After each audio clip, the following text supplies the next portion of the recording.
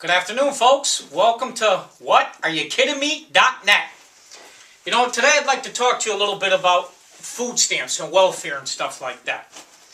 You know, not only am I going to talk to you about it, but I also have a solution for it. You know, recently in a lot of articles online, they've been talking about, is President Obama the food stamp president? You know, they've been showing all kinds of numbers and things online about, you know, last year, 44.7 million people used food stamps. That's up 33% since 2009. Not just that, but the monthly benefit is going to be increased by 15% through 2013. So all in all, in 2011 alone, the federal government spent more than $75 billion on food stamps. That's up from $34.6 billion in 2008. Now, the other point is, the other day, Newt Gingrich made a point painting President Obama as an entitlement president. You know, I don't like the word entitlement. I don't like that word at all. I used to tell my children, you're entitled to what you work for. And I strongly believe in that. So, when we talk about entitlement for welfare and food stamps, I do have to say there are many people who've been screwed from either their employer, some stock scam or whatever, where there are an exception where they do need it. Then there are other people who are hurt or do have some form of disability. We all know that. So I do have a heart. I mean, there are people who are in those situations. But we all know, folks, that there are millions and millions of those people who are just on the system.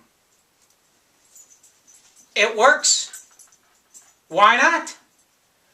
But $75 billion. And, you know, I don't want to get off subject, but it's funny how easy it is when we see, boy, that fund's never running out of money, where Social Security's in the news every other week. We're going broke, we're this. Is there a date for our food stamp program running out? But that's another story. We'll talk about that some other time.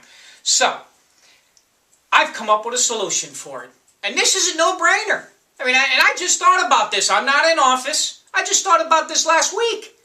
It took me a few minutes. I just sat down on the couch. I think I was watching Burn Notice. And I said, during a commercial, and I says, why don't we do this? And then that, and this. And it made sense to me. And it's a win-win situation. The good thing is also that made me proud about myself thinking about that was, I have no college education, no politician. It just clicked to me, the common sense. You know, everybody's got that little, well, most of us have that little mode. It's just like, just sitting there watching my show. Boom, common sense kicked in. Here's what you do, okay? This is easy. Let's just say you're making $2,000 a month, okay, on the federal welfare program, you know, that we give to people. And we know you could do a little something out there. Believe me, we know. Let's just say you're making $2,000 a month. We need to start cutting money somewhere. We're going to give you $1,500 a month for sitting home on your buns. $1,500 a month. Okay? So now we're saving $500, the federal government. We're saving that $500. Now we're going to give you that opportunity to go out there and work. And, you know, you can make a certain amount of money a year, whether it's $20,000, nothing more than that, you know, then we'd have to cut the $1,500. So let's just say you're making $20,000 a year. You make up that $500 difference, basically, is what we're getting at.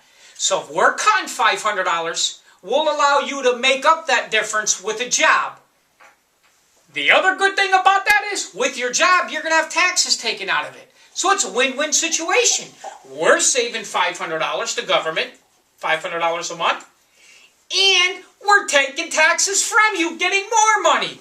No brainer. No brainer. I could have thought about that eating a bag of Skittles. Let's try that, folks, okay? Let's start saving money where we know we can instead of just constantly doing foolish things. Thank you. Once again, you're watching What Are You Kidding Me.net.